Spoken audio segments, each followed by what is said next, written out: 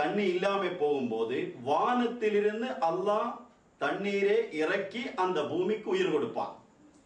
இதே போன்று இஸ்லாத்தினுடைய அந்த உயிர் கொடுப்பதற்காக வானத்திலிருந்து அல்லாஹ்வுடைய ஏற்பாடு தான் வரும். மக்கள் மூலமுள்ள எந்த ஏற்பாடும் வராது. இந்த இடத்தில் நாம் தெரிய வேண்டிய விஷயம், அன்னல்லாஹ யுஹில் அர்த பஅத மௌத்திஹா, நிச்சயமாக பூமியே அதன் மரணத்திற்கு பின்னர் அல்லாஹ் தான் உயிர்ப்பிக்கின்றான், மக்கள் உயிர்ப்பிக்க மாட்டார். இப்போ பல்வேறு அமைப்புகள் இருக்கின்றன, நாங்கள் இஸ்லாத்துக்கு உயிர் கொடுப்பதற்காக இருக்கிறோம் என்று சொல்றார். இப்ப ஜமாத்தே இஸ்லாமி அவருடைய கொள்கைக்கேற்ப உள்ள ஒரு உயிர் கொடுத்தால், தௌஹீத் ஜமாத்தினுடைய கொள்கைக்கேற்ப அது என்ன இஸ்லாம் ஆகாது. தௌஹீத் ஜமாத் அவருடைய கொள்கைக்கேற்ப ஒரு உயிர் கொடுக்கும் போது அதுவும் ஜமாத்தே இஸ்லாமியுடைய கண்களில், அவருடைய பார்வையில் அது இஸ்லாம் ஆகாது.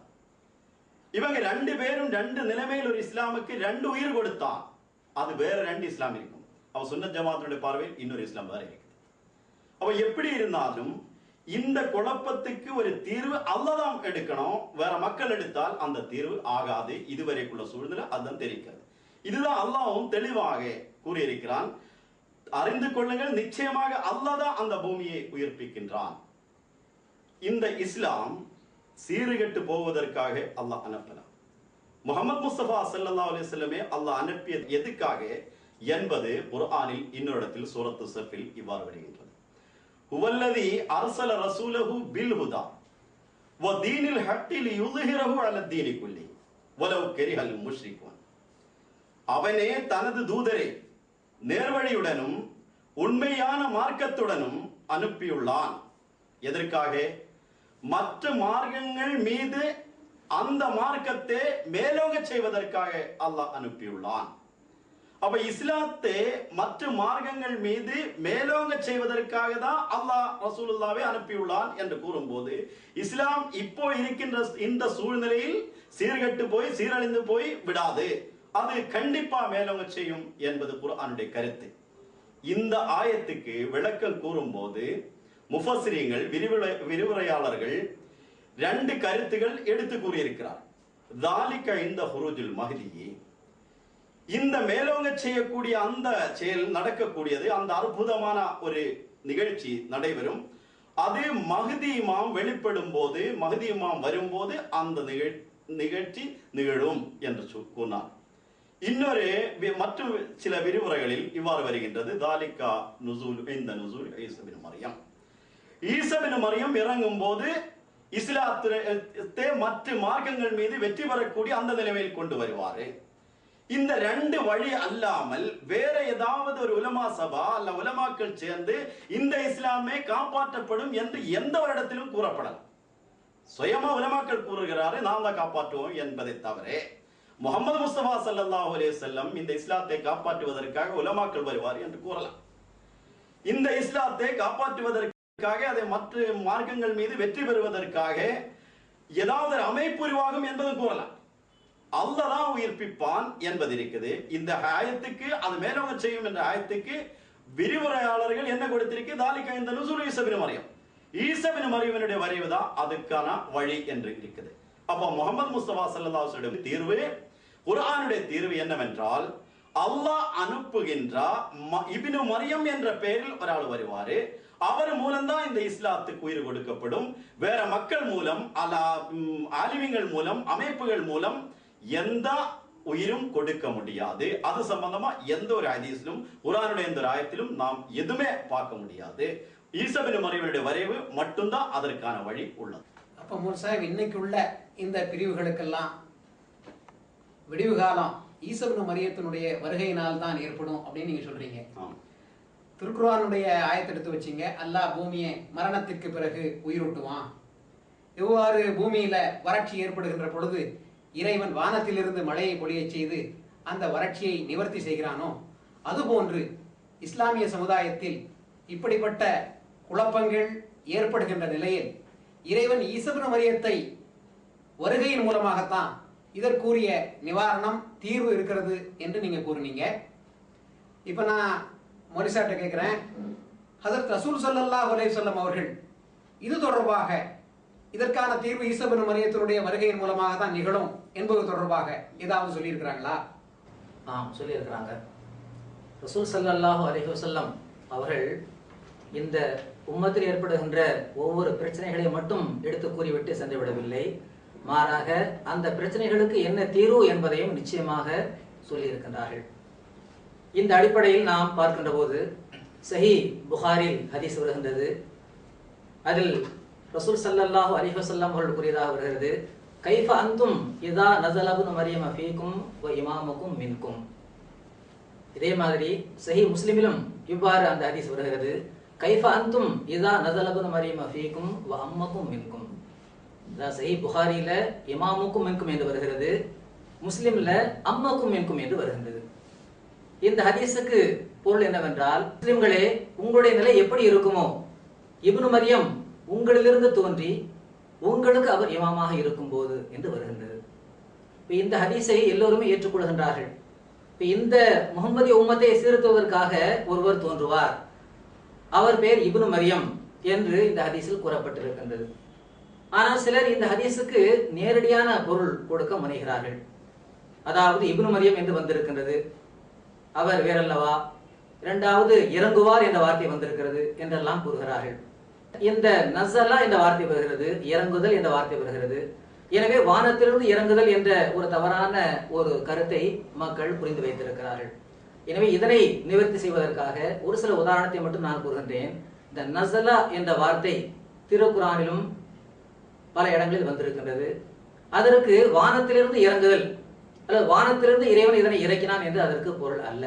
உதாரணமாக ஹஜ்ரத் ரசூலுல்லாஹ் ஸல்லல்லாஹு அலைஹி வஸல்லம் அவர்களை பற்றி திருக்குர்ஆனில் அல்லாஹ் சூரா தலாக்கில் 11வது வசனம் 12வது வசனத்தில் அல்லாஹ் கூறுகின்றான், கத் அன்ஸலல்லாஹு இலைக்கும் ذிக்ரன் ரசூலன் யத்லு அலைக்கும் ஆயாத்தில்லாஹ். அதாவது நிச்சயமாக அல்லாஹ் உங்களுக்கு நினைவூட்டக்கூடிய ஒரு ரசூலை, தூதரை அனுப்பி இருக்கின்றார், அவர் அல்லாஹ்வுடைய வசனங்களை உங்களுக்கு ஓதி காண்பிக்கின்றார் என்று வருகின்றது. திருக்குர்ஆன் அத்தியாயம் 65 வசனம் 11, 12 வருகின்றது. இதில் அல்லாஹ் ஹஜ்ரத் ரசூலுல்லாஹ் ஸல்லல்லாஹு அலைஹி வஸல்லம் பற்றி என்ன கூறுகின்றான்?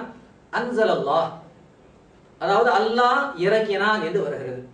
இப்போ ரசூல் ஸல்லல்லாஹு அலைஹி வஸல்லம் அவர்கள் வானத்திலிருந்து இறங்கினார்களா என்றால் நிச்சயமாக இல்லை. அப்போ இறக்கினான் என்று சொன்னால் அல்லது இறங்குதல் என்று சொன்னால் வானத்திலிருந்து இறங்குதல் என்ற அர்த்தம் கிடையவே கிடையாது. இதை நம்ம முதல்ல தெரிஞ்சுக்கணும். அதே போன்று இந்த இறங்குதல் என்ற வார்த்தை குர்ஆன்ல இன்னும் சில இடங்களில் வருகின்றது. அந்த இடங்களை பார்க்கும்போது கூட வானத்திலிருந்து இறங்குதல்ங்கிற அந்த அர்த்தம் அதுக்கு வரல. உதாரணமாக திருக்குர்ஆன் அத்தியாயம் 57 வசனம் 26 வருகிறது, வஅன்ஸல்னல் ஹதீதா, நிச்சயமாக நாம் இரும்பை இறக்கினோம், இரும்பை நாம் இறக்கினோம் என்று அல்லாஹ் குர்ஆனில் கூறுகின்றான். இரும்பு என்பது வானத்திலிருந்து இறங்கக்கூடிய ஒன்றல்ல. அப்ப இதிலிருந்து இறங்குதல் என்று சொன்னால் வானத்திலிருந்து இறங்குதல் என்ற அர்த்தம் வராது என்பதை தெரிந்து கொள்ளலாம். அதே போன்று திருக்குர்ஆன் அத்தியாயம் 7 வசனம் 27 அல்லாஹ் கூறுகின்றான், யா பனி ஆதமா கத் அன்ஸல்னா அலைக்கும் லிபாசன் யுவாரி சவாத்திக்கும். அதாவது ஆதமின் மக்களே, நாம் உங்களுக்கு ஆடையை இறக்கி இருக்கின்றோம், அது உங்களுடைய மானத்தை மறைக்கக்கூடியதும் அணிகளாகவும் இருக்கின்றது என்று அல்லாஹ் கூறுகின்றான். இங்கே பாருங்கள், ஆடையை பற்றி அல்லாஹ் கூறும்போது நாம் ஆடையை இறக்கினோம் என்று கூறுகிறான். இப்ப ஆடை என்பது வானத்தில் இறங்கக்கூடிய ஒன்று அல்ல. இதே மாதிரி எப்படி இந்த திருக்குர்ஆன் வசனத்திற்கு பொதுவாகவே நாம் விளக்கம் எப்படி நாம் புரிந்து வைத்திருக்கிறோமோ, அதாவது இறங்குதல் இறக்கினோம் என்றால் வானத்திலிருந்து என்ற பொருள் அல்ல என்பதை புரிந்து வைத்திருக்கிறோமோ, அதே போன்றுதான் ரசூல் ஸல்லல்லாஹு அலைஹி வஸல்லம் அவர்கள் சொன்ன இந்த புகாரிலும் முஸ்லிமிலும் வந்திருக்கின்ற இந்த ஹதீஸுக்கும் நாம் விளக்கம் தர வேண்டும். என்ன வருகிறது? இப்னு மரியம் இறங்கும் போது, அதுவும் உங்கள் மத்தியில் இறங்கும் போது, அப்ப உங்கள் மத்தியில் தோன்றும் போது என்றுதான் இதற்கு பொருள். அதே போன்று இமாமுக்கும் மின்கும், அவர் உங்களிலிருந்தே உங்களுக்கு இமாமாக இருப்பார். இந்த ஹதீஸில் 2 விஷயம் கவனிக்கத்தக்கது. சிலர் இதற்கு நேரடியான பொருள் கொடுக்க முனைகிறார்கள். நேரடியான பொருள் கொடுத்தா இதற்கு எந்த விதமான அர்த்தமும் வரவே வராது. இந்த ஹதீஸே பொய் என்று ஆகிவிடும். ஏனென்றால் அந்தும் கைஃப அந்தும் என்று ரசூல் ஸல்லல்லாஹு அலைஹி வஸல்லம் யாரை பார்த்து சொன்னார்கள்? சஹாபிகளை பார்த்து சொன்னார்கள். சஹாபிகளே உங்களுடைய நிலை எப்படி இருக்கும் என்று அவளை நேரில் பார்த்து சொல்றாங்க. அப்போ உங்கள் மத்தியில் இறங்கும் போது, இப்னு மரியம் இறங்கும் போது என்றால் அப்ப அந்த இப்னு மரியம் சஹாபிகளுக்கு மத்தியில் இறங்கணும். ஆனா அப்படி சஹாபிகளுக்கு மத்தியில் இப்னு மரியம் தோன்றவில்லை. 2000 வருஷம் ஆச்சு, எந்த ஒரு முஸ்லிம்களும் இப்னு மரியம் இறங்கியதாக யாருமே ஒத்துக்கல, சஹாபிகளுக்கு மத்தியில இறங்கினதாகவும் யாரும் ஒத்துக்கல. அப்போ நேரடியான பொருள் கொடுக்க முடியாது அப்படிங்கிறத நம்ம இதுல இருந்தே தெரிஞ்சுக்கலாம். 2வது, ஃபீக்கும் உங்கள் மத்தியில் தோன்றுவார், மின்கும் என்ற வார்த்தையும் வருகிறது, உங்களிலிருந்து தோன்றுவார். அப்போ இந்த இப்னு மரியம் என்பவர் இந்த உம்மத்தை முஹம்மதியாவிலிருந்து தோன்ற வேண்டும் என்பதை இந்த ஹதீஸ் மூலமாக நாம் தெளிவாக தெரிந்து கொள்கின்றோம். திருக்குரானில் கூட மின்கும் உங்களில் இருந்து, அதாவது முஸ்லிம் சமுதாயத்தை பார்த்து அல்லாஹ் சொன்ன இந்த வார்த்தை மின்கும் என்ற வார்த்தை ஏறக்குறைய 82 இடங்கள்ல வருது. திருக்குரானில் 82 இடங்களில் மின்கும் என்ற வார்த்தை வருகிறது. அதுல 2 இடங்களை தவிர அதற்கு சார்பு சொல் இருக்கின்றது. அந்த சார்பு சொல்லை கொண்ட அந்த 2 இடத்தை தவிர மற்ற அனைத்து இடங்களிலேயுமே உம்மதே முஹம்மதியாவை தான் அது குறிப்பிடுகின்றது. சஹீஹ் முஸ்லிமில் அம்மக்கும் மின்கும் என்ற வார்த்தை வருகிறது. இந்த அம்மக்கும் மின்கும் என்பதற்கு ஒரு விளக்கம் உரையில் இவ்வாறு வருகின்றது. அம்மக்கும் பி கிதாபி ரப்பிக்கும் அஸ்ஸ வ ஜல்ல வ சுன்னத்தி நபியுக்கும். அதாவது அந்த இப்னு மரியம் உங்கள் ரப்பின் வேதத்திற்கும் நபியின் சுன்னத்திற்கும் ஏற்ப இமாமத் செய்வார். வரக்கூடிய அந்த இப்னு மரியம் உங்களுடைய ரப்பினுடைய அந்த வேதத்திற்கு ஏற்ப, அதாவது குர்ஆனுக்கு ஏற்ப அவர் இமாமத் செய்வார். ரசூல் ஸல்லல்லாஹு அலைஹி வஸல்லம் சுன்னத்திற்கு ஏற்ப அவர் இமாமத் செய்வார்.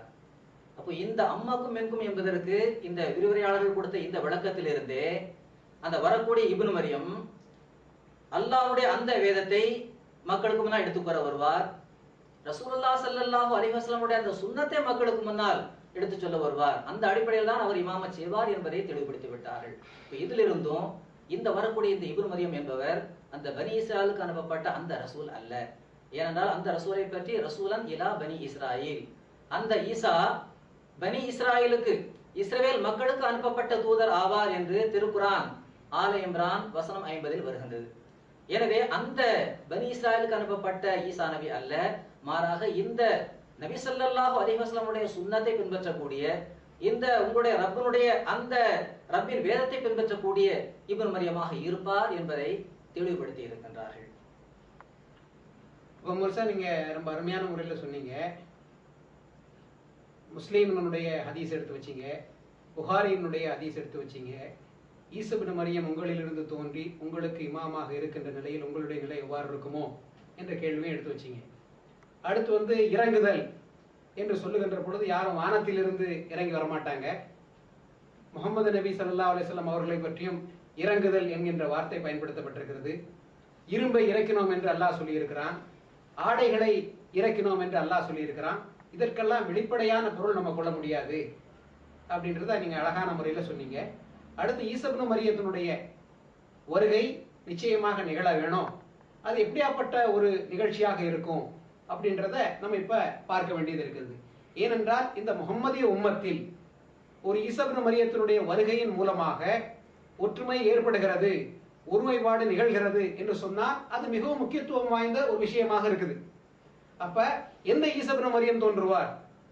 நீங்க சொன்ன திருக்குர்ஆன்ல 3வது அதிகாரம் 50வது வசனத்துல இறைவன் இஸ்ரவேல் சமுதாயத்துக்காக அனுப்பப்பட்ட தூதர்னு சொல்லியிருக்கிறாங்க. அதே இஸ்ரவேல் சமுதாயத்துக்காக அனுப்பப்பட்ட அந்த ஈசா இப்னு மரியமே மீண்டும் வரப்போகிறது இல்ல என்ற கருத்தை நம்ம தெளிவான முறையில் இங்க விளக்கி இருக்கிறீங்க. இப்ப இந்த ஈசா இப்னு மரியத்தினுடைய வருகையினுடைய முக்கியத்துவம் என்ன? அவர் மூலமாக இப்படிப்பட்ட ஒரு புரட்சி, ஒரு ஆன்மீக புரட்சி ஏற்பட இருக்கிறது அப்படின்னு சொன்னா ஒரு சாதாரண விஷயமாக அதை நம்ம கொள்ள முடியாது. எனவே இது தொடர்பாக மோல்சா நீங்க என்ன சொல்ல விரும்புறீங்க? ஈசா இப்னு மரியம் அவர்களுடைய வருகை சம்பந்தமா முஹம்மது முஸ்தபா ஸல்லல்லாஹு அலைஹி வஸல்லம் அழுத்தமா வலியுறுத்தி கூறியிருக்கின்றார்கள். அவர் ரசூலுல்லாஹி ஸல்லல்லாஹு அலைஹி வஸல்லம் கூறிയിട്ടുள்ள ஒரு வழி, இஸ்லாத்தினுடைய வெற்றிக்காக, இஸ்லாத்தை மற்ற மார்க்கங்கள் மீது மேலோங்க செய்வதற்காக உள்ள அந்த வழி விட முக்கியத்துவம் வாய்ந்த வேற எந்த ஒரு வழியும் இல்லை. முஹம்மது முஸ்தபா ஸல்லல்லாஹு அலைஹி வஸல்லம் கூறும்போது வல்லதி நஃப்ஸி பியதிஹி, என் உயிர் யாரிட கையில் இருக்கின்றதோ அந்த இறைவனே ஆணையாக நான் சொல்றேன் என்பது கூட ரசூலுல்லாஹி ஸல்லல்லாஹு அலைஹி வஸல்லம் சொன்னதாக இருக்கிறது. அதுபோக 70 ஹதீஸுகள் எந்த குறைபாடும் இல்லாத, எந்த ஒரு குற்றச்சாட்டும் எந்த ஒரு ராவி மீதும் அறிவிப்பாளர்கள் மீதும் சுட்டி காட்டப்படாத 70 ஹதீஸுகள் ஹதீஸ் நூல்களில் இடம்பெற்றுள்ளது ஈசா அலைஹிஸ்ஸலாம் அவர்களுடைய வருகை சம்பந்தமா. இது சம்பந்தமா முஸ்லிம் அமைப்புகளும் அவருடைய கொள்கையிலும் கோட்பாடிலும் உள்பட்டது என்பதுதான் அது கூறியிருக்கிறார். இப்பொழுதே ஒரு சில அமைப்புகள் ஈசா நபியுடைய வருகை முக்கியத்துவம் வாய்ந்தது கிடையாது என்று சொல்றதுக்கு என்ன காரணம்? அவங்களுடைய முக்கியத்துவம் போயிடும் சமுதாயத்தில் என்ற ஒரு அச்சம் தான், வேற எதுவுமே கிடையாது. அவரு இப்ப ஜமாத்தே இஸ்லாமியோட தோற்றுனர் மௌலானா அபுல்லாலா மௌதூதி சாஹிப் அவர்கள் ஆயத்து ஹாத்தமுன் நபியின்க்கு விரிவுரை எழுதும் போது அதில் ஈசா பின் மரியம் வருவாரு என்பதற்கு 20 ஹதீசுகள் எடுத்து வைத்தார். அந்த 20 ஹதீசுகள் எடுத்து வைத்து கண்டிப்பா இது நிகழும், இது முகமது முஸ்தபா ஸல்லல்லாஹு அலைஹி வஸல்லம் முன்னறிவிப்பு, அது நிகழாமல் போகாது என்று கூறி, ஏதாவது ஒரு ஆள் ஈசா பின் மரியம் ஈசா நபி அலைஹிஸ்ஸலாம் மௌத்தாயிருக்கு என்பது கூட சொன்னால் அப்படி ஆகலாம் என்பது ஒருவேளை நாம் ஏற்றுக்கொள்கிறோம். அப்பொழுதும் அந்த மௌத்தான ஈசா நபிக்கு மறுபடியும் உயிர் கொடுத்து அல்லாஹ் மறுபடியும் கொண்டு வருவான் என்பது கூடி அவர் அழுத்தமா சொன்னார். அதாவது ஈசா நபி மௌத்தானால் அவர் விட மாட்டார், கண்டிப்பா வருவார் என்பதுதான் ஜமாத் இஸ்லாமியோட கொள்கை. தௌஹீத் ஜமாத்தினுடைய மிகப்பெரிய அறிஞர்களில் ஒரு ஆளாகிய அபுல் ஹசன் அலி நதவி அவர்கள் காதியானியத்து என்ற ஒரு நூல் எழுதும் போது எழுதுறாரு, ஈசா பின் மரியம் வருகை சம்பந்தமா உள்ள ஹதீசுகள் எல்லாமே முத்தவாத்திரான ஹதீசுகள், அதாவது அறிவிப்பாளர்கள் பரம்பரையா ரிப்போர்ட் செய்யப்பட்டவர்கள், அதில் எந்த ஒரு அறிவிப்பும் மோசமான ஒரு அறிவிப்பு அல்ல குறைபாடுள்ள அறிவிப்பு என்று சொல்ல முடியாது. முத்தவாத்திரான ஹதீசுகள் இருக்கிறதுனால் குர்ஆனில் அது சம்பந்தமா உள்ள வார்த்தைகளும் செய்திகளும் இருக்கின்றதுனால் கண்டிப்பா அது முஸ்லிம்கள் ஏற்றுக்கொள்ளக்கூடியது என்பது மட்டுமல்ல, முஸ்லிம்களோட அகீதையாகும்.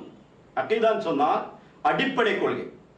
அப்ப ஈசா பின் மரியமினுடைய வருகை என்பது தங்களுடைய அடிப்படை கொள்கையாக்கும் என்பது தௌஹீத் ஜமாத்தினுடைய கொள்கை. சுன்னத் ஜமாத் சம்பந்தமா பேசும்போது சுன்னத் ஜமாத்தினுடைய சான்றோர்களில் மிகப்பெரிய ஆள்களில் ஒரு ஆளாகியா இமாம் அஷ்அரி ரஹ்மத்துல்லாஹி அலைஹி அவர்கள் சுன்னத் ஜமாத்தினுடைய அகீதைகள் அடிப்படை கொள்கைகள் ஒன்றொன்றாக எடுத்து வைத்திருக்கிறார். அதில் ஈசா பின் மரியமினுடைய வருகை அடிப்படை கொள்கையில் அகீதையில் உள்பட்டது என்று குறிப்பிட்டார்கள். நான் கூறி வந்தது முஸ்லிம்களில் முக்கியத்துவம் வாய்ந்த ஒரு வரைவு ரசூலுல்லாஹ் ஸல்லல்லாஹு அலைஹி வஸல்லம் இந்த முன்னறிவிப்பு நிறைவேற்றும் என்பதுதான் மிகவும் முக்கியமான ஒரு செய்தியாக இருக்கின்றது. முகமது முஸ்தபா ஸல்லல்லாஹு அலைஹி வஸல்லம் ஹதீசுகளிலும் அது இருக்கிறது. இதே தவிர வேற எந்த ஒரு வழியும் இஸ்லாத்தினுடைய வெற்றிக்காக முகமது முஸ்தபா ஸல்லல்லாஹு அலைஹி வஸல்லம் கூறியதாக அல்லது குர்ஆனில் அது சம்பந்தமாக கூறியதாக எடுத்து சொல்ல முடியாது. அப்பொழுது இந்த ஈசா பின் மரியம் வரும் என்பதில் மற்ற முஸ்லிம்கள் என்ன நினைக்கிறது, 2000 வருடங்களுக்கு முன்னாடியே வந்த இஸ்ரவேல் சமுதாயத்திற்காக அனுப்பப்பட்ட அந்த ஈசா பின் மரியம் இப்பொழுதும் வானத்தில் உயிருடன் இருக்கின்றார்கள், அவர்தான் திரும்ப வருவார்கள் என்று நம்புகின்றார்கள். இது சம்பந்தமா இமாம் சிராஜுத்தீன் இப்னுல் வர்தி அவர்கள் எழுதிய ஃபரீதத்துல் அஜாயிப் ஃபி ஹகீகத்துர் ரகாயிப் என்ற நூல் இருக்கு. அதில் பாபு நுசூல் ஈசா பின் மரியம், ஈசா பின் மரியமினுடைய வருகை என்று தனிப்பட்ட ஒரு அதிகாரமே இருக்குது. அந்த அதிகாரத்தில் ஈசா பின் மரியமினுடைய வருகை சம்பந்தமா முஸ்லிம்களில் உள்ள கொள்கைகள் அவங்களுடைய நம்பிக்கை எடுத்து கூறியிருக்கின்றார். 741 ஹிஜ்ரையில் தான் இந்த புக் எழுதுறது. அந்த புக்கில் எழுதுறது ஒரு கூட்டம் முஸ்லிம்களோட உலமாக்கள் ஈசா பின் மரியமினுடைய ரூஹு வரக்கூடிய இன்னொரு ஆளில் வரும், ஒரு மறுபிறவி மாதிரி அந்த ரூஹு மூலம் கூடு விட்டு கூடு போற அந்த ஒரு கொள்கையில் வைத்து இன்னொரு ஆளில் அந்த ரூஹு வரும். அதுக்குரிய ஆதாரங்கள் அவர் அதில் எடுத்து வைக்கிறார். இதே போன்று ஈசா பின் மரியம் பனி இஸ்ராயேல் வந்த ஈசா பின் மரியம் மௌத்தாகலா, அவர் இப்பொழுது வானத்தில் இருக்கிறாரு, அவர் தான் வருவாரு என்று இன்னொரு பக்கம் உலமாக்கள் கூறுகின்றார்கள். அல்லாமா சிராஜுத்தீன் இப்னுல் வர்தி இன்னொரு கூட்டர் ஈசா பின் மரியமினுடைய வருகை சம்பந்தமா வேற ஒரு கொள்கை கூட எடுத்து வைக்கிறார். அதோட இபாரத்து எடுத்து நான் சொல்றேன். وقالت فرقة نزول عيسى خروج رجل يشبه عيسى في الفضل والشرف تشبيها بهما كما يقال لخير الرجل ملك وللشرير شيطان ولا يراد بهم الأعيان. அதாவது وقالت فرقة نزول عيسى خروج رجل, ஒரு கூட்டம் அறிஞர்கள் ஈசா பின் மரியமினுடைய வருகை சம்பந்தமா இன்னொரு ஆள் வருவாரு என்று கூறியிருக்கிறார்கள். ஈசா பின் மரியம் வராது, ஈசா பின் மரியமுக்கு ஒப்பானமான இன்னொரு ஆள் வருவார். யஷ்பஹு ஈசா ஃபில் ஃபத்லி வஷ்ஷரஃபி, அவருடைய மகத்துவத்திலும் சிறப்பிலும் அவருக்கு ஒப்பானமான ஆளாயிருக்கும். எவ்வாறு நல்ல ஒரு ஆளை பார்த்து ஹைரு ரஜுலி நல்ல ஒரு ஆளுக்கு நாம் மலக்கு என்று சொல்லுவாரோ, ஒப்புமைப்படுத்தி சொல்லுவானோ, அதே போன்ற ஒரு ஆளை தீயவர் ஆளை பார்த்து ஷைத்தான் என்று ஒப்புமைப்படுத்தி சொல்லுவானோ அவ்வாறு கூறப்பட்டுள்ளது. தஷ்பீஹன் பிஹிமா, இது ஒப்புமையா கூறப்பட்டுள்ளது. அல்லாமல் நேரடியாக ஈசபின் மரியமே வருவாரு என்பதற்கு அர்த்தம் கிடையாது. அதுக்கு ஒப்பானமான இன்னொரு ஆள் வருவாரு, சிறப்பிலும் மகத்துவத்திலும் ஒப்புமை உள்ள ஆளை என்று கூறியிருக்கிறாரே. இது 741 ஹிஜ்ரியில் எழுதப்பட்டுள்ள நூல். அதில் இந்த கொள்கை குர்ஆனுக்கு இணங்கிய கொள்கை. காரணம், குர்ஆனில் ஈசபின் மரியம் 2000 வருடங்களுக்கு முன்னாடி வந்த ஈசபின் மரியம் ஒஃபாத் ஆயிருக்கிறாரு, அவரை இனி திரும்ப வரமாட்டாரு என்பது கூட சூரா அல் மாயிதையில் வருது. அதனால் அவர் இனி திரும்ப மாட்டார். இந்த குர்ஆனுக்கு ஏற்ப உள்ள அதுக்கு இணங்க உள்ள கொள்கை ஆயதினால் அஹ்மதியா முஸ்லிம் ஜமாத்தும் அந்த கொள்கையில் தான் இருக்கின்றார்கள். அப்ப மோர்சா, நீங்க சொல்றீங்க இன்றைய இஸ்லாமிய சமுதாயத்துல 3 விதமான கொள்கைகள் இருக்குது. ஈசபின் மரியத்தினுடைய வருகை தொடர்பாக 3 விதமான கொள்கைகள் இருக்குது.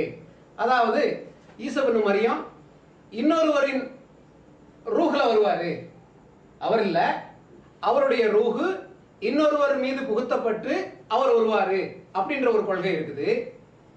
2வது கொள்கை, பனி இஸ்ராயலுக்காக வந்த அதே ஈசா 2000 ஆண்டுகளாக இன்னும் வானத்தில் இருக்கிறாரு, மீண்டும் அவரே வானத்திலிருந்து வருவாரு என்று 2வது ஒரு கொள்கை உடையவர்களாக இருக்கிறாங்க. 3வது, ஈசா அவரை போன்ற ஒருவர், அவருடைய ஆவியிலும் தத்துவத்திலும் அவருக்கு ஒத்த ஒருவர் தோன்றுவாரு என்று 3 கொள்கைகள் இருக்குது. 3வது கொள்கை தான் திருக்குர்ஆனுக்கு ஒத்ததாக இருக்குது, ஹஜ்ரத் ரசூல் ஸல்லல்லாஹு அலைஹி வஸல்லம் அவருடைய கூற்றுக்கு ஒத்ததாக இருக்குது.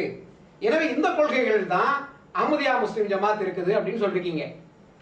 அப்ப 3வது கொள்கை, அந்த ஈசா அலைஹிஸ்ஸலாம் 2000 ஆண்டுகளுக்கு முன்னால் இஸ்ரவேல் சமுதாயத்திற்காக தோன்றிய அந்த ஈசா அலைஹிஸ்ஸலாம் மீண்டும் வருவார் என்கின்ற கொள்கை தவிடுபடியாகுது. அவர் கிடையாது, அவர் வர போறது இல்ல. இன்னொன்னு, கூடு விட்டு கூடு பாக்கி வர்ற நிலைமைகளை இல்ல. மாறாக திருக்குர்ஆனுக்கு ஒத்த கருத்து இந்த 3வது கொள்கை. அதாவது அவரை போன்ற ஒருவர், அவருடைய ஆவியிலும் தத்துவத்திலும் அந்த ஈசா அலைஹிஸ்ஸலாத்தை ஒத்தவராக இருக்கின்ற ஒருவர் தோன்றுவாரு. இதுதான் அஹ்மதியா முஸ்லிம் ஜமாத்தினுடைய கொள்கை. இது திருக்குர்ஆனுக்கும் ரசூல் ஸல்லல்லாஹு அலைஹி வஸல்லம் அவர்களுக்கும் இணக்கமான கொள்கையா இருக்குது அப்படின்னு சொல்லியிருக்கீங்க. ஹஜ்ரத் ஈசா அலைஹிஸ்ஸலாம் அவர்களுடைய மரணம் நிகழ்ந்திருக்குது, அதுக்கு சூரா மாயிதால அதுக்குரிய ஆதாரங்கள் இருக்குது அப்படின்றதையும் நீங்க எடுத்து சொன்னீங்க. எனவே எந்த ஈசா இஸ்ரவேல் சமுதாயத்திற்காக தோன்றினாரோ, இஸ்ரவேல் சமுதாயத்தை சீர்திருத்துவதற்காக தோன்றினாரோ, அதே ஈசா மீண்டும் வர போறது இல்ல, அவரை போன்ற ஒருவர் தான் வரணும் அப்படின்னு சொல்லிருக்கீங்க.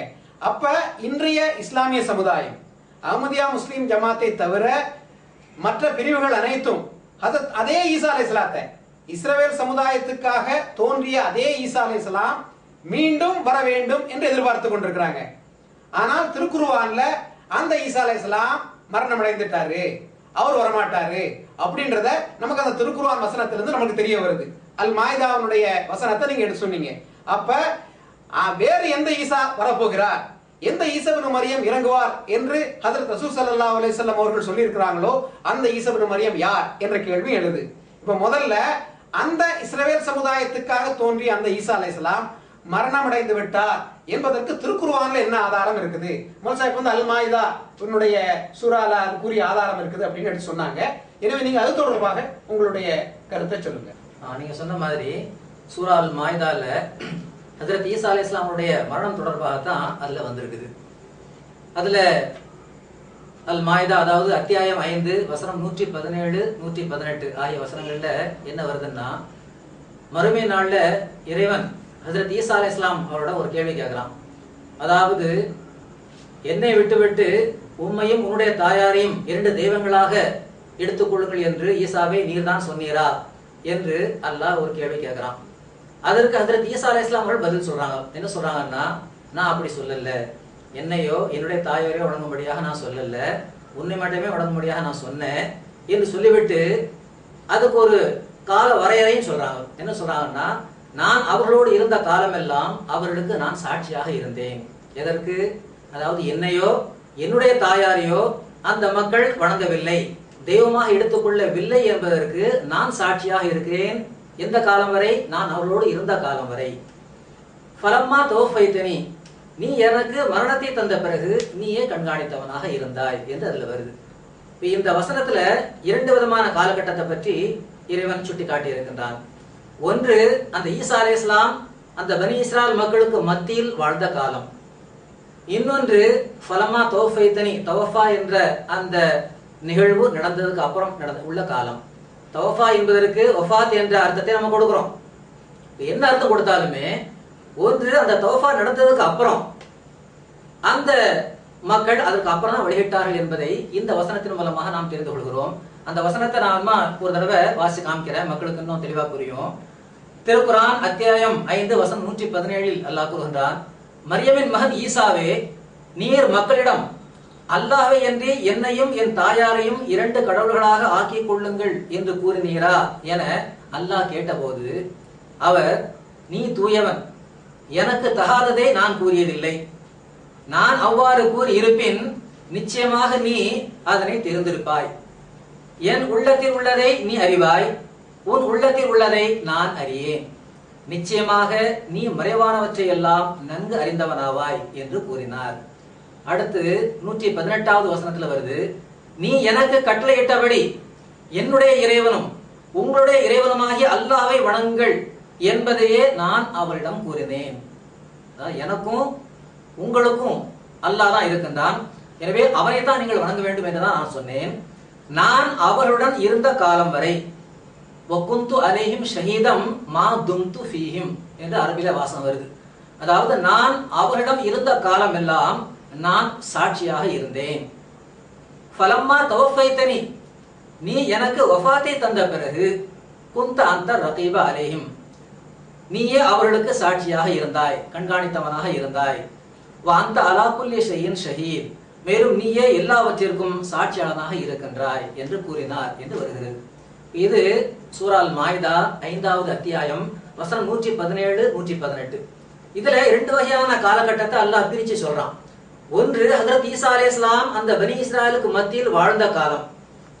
அந்த மக்களுடன் நான் வாழ்ந்த காலமெல்லாம் நான் சாட்சியாக இருந்தேன். அவர்கள் என்னையோ என் தாயாரையோ ஒருபோதும் தெய்வமாக எடுத்துக்கொள்ளவில்லை என்று ஹஜ்ரத் ஈசா அலைஹிஸ்ஸலாம் அவர்கள் சாட்சி பகர்கிறார்கள் அல்லாஹ்வுக்கு முன்னால். அடுத்து ஒரு காலகட்டம் வருகிறது, ஃபலம்மா தௌஃபைதனி, நீ எனக்கு வஃபாத்தை தந்த பிறகு. இதற்கு மக்கள் அப்படியே வானத்திற்கு எடுத்துக்கொண்ட பிறகு, கைப்பற்றிய பிறகு என்று என்னெல்லாமோ அர்த்தம் கொடுக்குறாங்க. அது ஒரு பக்கம் இருக்கட்டும், அது வாதத்திற்கு உட்பட்ட விஷயம். சரி, அப்படியே கைப்பற்றிய பிறகுங்கிற அர்த்தமே வச்சுக்கிட்டாலும் கூட ஒரு வாதத்துக்காக என்ன அர்த்தமாகுதுன்னா, நான் அவர்களோடு இருந்த காலமெல்லாம் என்னையோ என் தாயாரையோ அவர்கள் ஒருபோதும் வணங்கியதில்லை, அதற்கு நான் சாட்சியாக இருக்கிறேன்.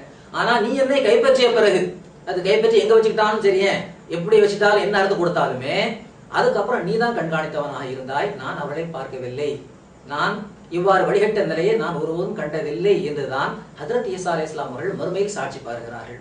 இதிலிருந்து என்ன தெரிகிறது என்றால், இந்த கிறிஸ்தவ சமுதாயம் இவ்வாறு அவர்களையும் அவருடைய தாயாரையும் தெய்வங்களாக எடுத்துக்கொண்டார்கள் என்றால் ஈசா அலைஹிஸ்ஸலாம் அவர்கள் மரணம் அடைந்திருக்க வேண்டும். எனவே இந்த மரணம் தான் இரண்டுக்கும் இடைப்பட்ட ஒரு காலமாக இருக்கின்றது. ஒன்று அவரோடு இருந்த காலம், அந்த இருந்த காலத்தில் அந்த கிறிஸ்தவர்கள் ஒருபோதும் அவர்களை தெய்வமாக எடுத்துக்கொள்ளவில்லை. ஆனால் இன்றைய நிலை பார்க்கிறோம், கிறிஸ்தவர்கள் இன்று ஹஜ்ரத் ஈசா அலைஹிஸ்ஸலாம் அவர்களே தெய்வமாக வணங்குகின்றார்கள். இன்றைக்கு அவர்கள் வணங்குகின்றார்கள் என்றால் நிச்சயமாக ஹஜ்ரத் ஈசா அலைஹிஸ்ஸலாமுடைய அந்த வஃபாத்தும் நடந்து விட்டது. இந்த இரண்டுக்கும் இடைப்பட்ட அந்த காலக்கெடு, அந்த காலம் என்பது ஃபலம்மா தௌஃபைதனி, அதாவது நீ எனக்கு வஃபாத்தை தந்த பிறகு என்ற அந்த நிலைதான் என்பதை இந்த திருக்குரானுடைய 5வது அத்தியாயம் 118வது வசனத்திலிருந்து நாம் மிக தெளிவாக தெரிந்து கொள்கிறோம்.